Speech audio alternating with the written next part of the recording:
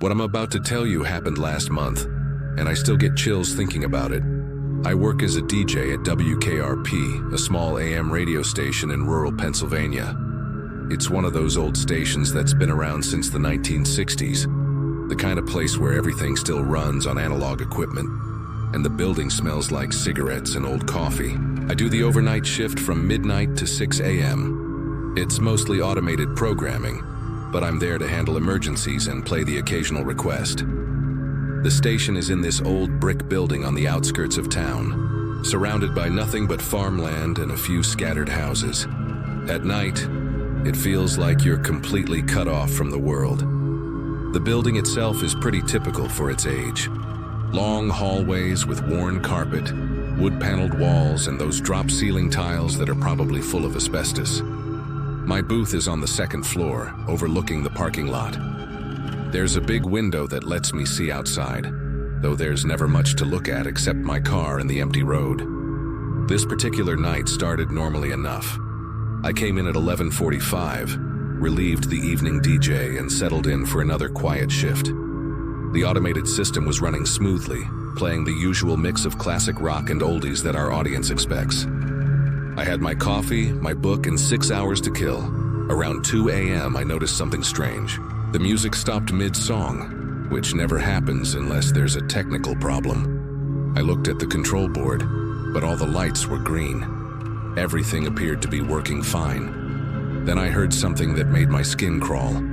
It was a voice coming through the speakers, but it wasn't part of any song or commercial.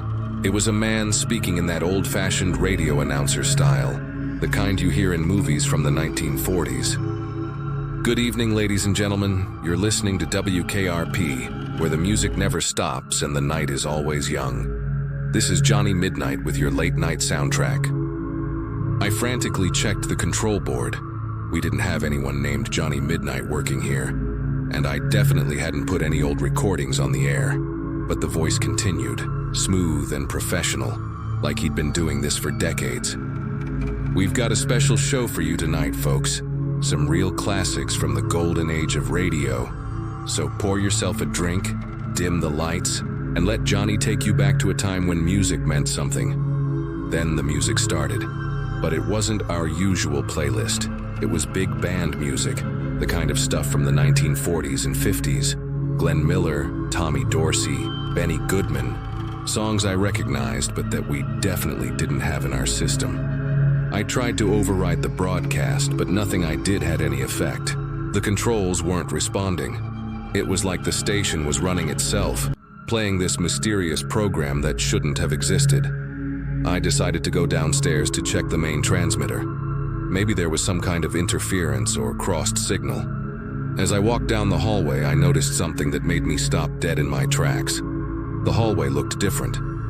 The carpet was newer, a deep red color instead of the faded brown I was used to. The walls were painted a fresh cream color, and there were framed photographs hanging that I'd never seen before. Pictures of men in suits and bow ties standing next to old-fashioned radio equipment. I rubbed my eyes, thinking maybe I was more tired than I realized. But when I looked again, everything was still different. It was like the building had been restored to how it looked decades ago. I made it to the transmitter room, and that's when things got really weird. There was a man standing there, adjusting dials on equipment that looked nothing like our modern setup. He was wearing a white shirt, suspenders, and had his sleeves rolled up. His hair was slicked back in that old-fashioned style. He looked up when I entered. "Oh, hello there. You must be the new guy. I'm Johnny Midnight. Welcome to WKRP."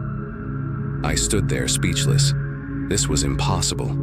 The man looked like he was in his 30s, but he was dressed and styled like someone from 70 years ago. "Is everything all right?" he asked, looking concerned. "You look like you've seen a ghost." "What year is it?" I managed to ask. He laughed. "Well, that's an odd question. It's 1952, of course. October 23rd, to be exact. Are you feeling okay?" That was the year WKRP first went on the air. I looked around the room again, and everything made sense now. This was the original equipment, the way the station looked when it first opened.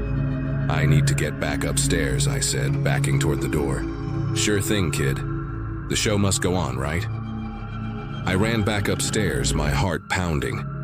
When I got to my booth, I looked out the window, and the parking lot was different too. Instead of my modern car, there were several vehicles from the 1950s parked outside. Big, rounded cars with chrome bumpers and white wall tires. I sat down at the control board, which now looked completely different. Instead of digital displays and modern switches, there were analog dials and vacuum tubes glowing softly in the dim light. The voice of Johnny Midnight continued over the speakers. That was Moonlight Serenade by the Glenn Miller Orchestra. Beautiful music for a beautiful night. It's 2:30 a.m. here at WKRP, and we're just getting started. I don't know how long I sat there, listening to this impossible broadcast from the past. But gradually things started to change back. The music faded, the control board flickered, and slowly, everything returned to normal. By 3 a.m. I was back in the present. The automated system had resumed playing our regular programming, and the building looked exactly as it should. But I'll never forget that half hour when I somehow slipped back to 1952 and met the legendary Johnny Midnight. I looked up the station's history the next day. Johnny Midnight was real. He was WKRP's first overnight DJ, and he worked here from 1952 until 1955, when he died in a car accident at age 34. Sometimes, late at night, I still hear echoes of his voice in the static between songs.